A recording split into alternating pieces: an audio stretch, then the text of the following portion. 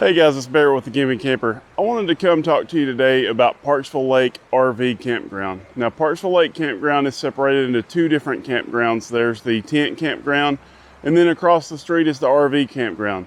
We've been here before. We did a video. It was an earlier video and it wasn't the best.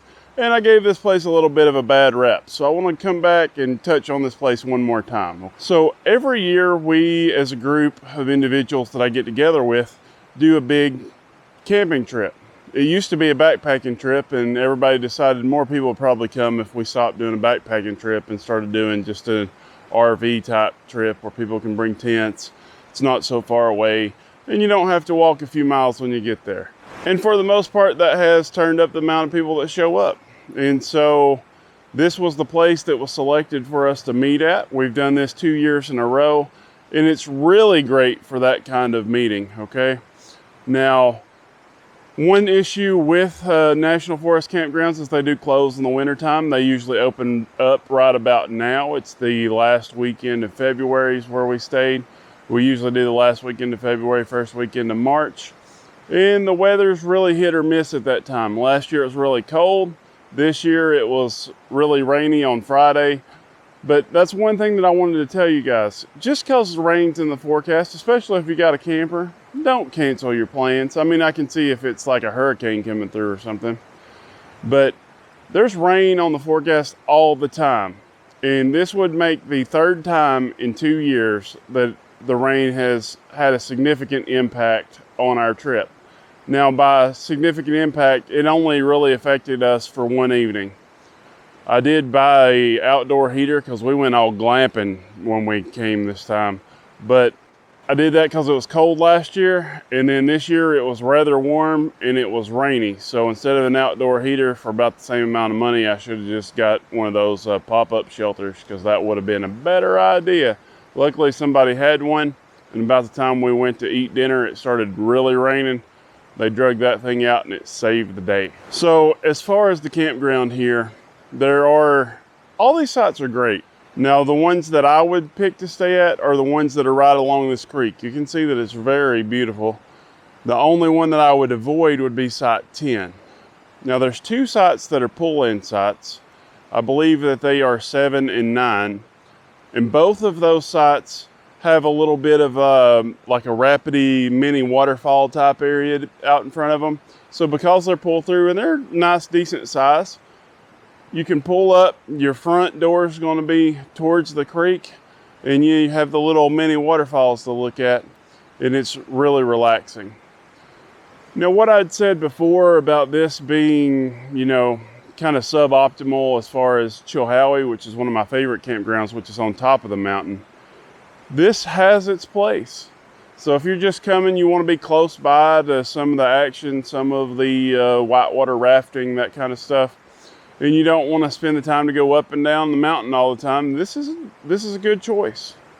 Also, this is a good choice if maybe, like last time I went up there, your truck wasn't really suited to pull your camper, even though you thought it was. That's how I burned my brakes up, and that's why I love the exhaust brake on my 2500. Because I always flip back to that time coming down Chilhowie when I burned my brakes up and they were smoking everywhere and they got soft, and luckily I made it to the bottom without issues. But after that, I didn't have any faith in my braking system. So if you don't have utter confidence in your truck getting up and down Chilhowie, then this is the place for you. It still gives you close proximity to Chilhowie, so you can still drive up there. It takes about 30 minutes or so to take the 7-mile trip up the mountain. There's a lot of look-offs and stuff up there. It's a very beautiful area. You can walk back to Benton Falls. You can take the Clemmer Trail, which is right near the campground here. And from my understanding, that goes to the top of the mountain to Benton Falls. I don't want to walk up a mountain though. These gimpy legs don't like it, okay? All the sites here are pretty nice. They're all fairly spacious, fairly level. I'm at site 3 here, which is the group camping site, so it's a double site. It does not allow you to use a handicap or senior discount on the double site, just so you know. But we like this because I stay in the side in the back, and then the one that's a little bit in front of us, we have you know, for larger gatherings, because all these people are coming in. So that way we can kind of spread out, social distance a little bit, and we can have plenty of space and not worry about being right on top of each other. I will say that site 3 in the back and site 4, both of our campers were level without using any level blocks or anything.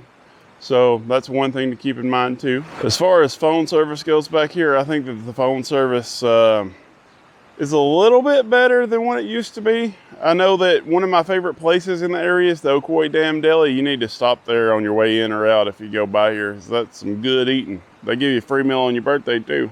But there, the service seems to be a lot better these days.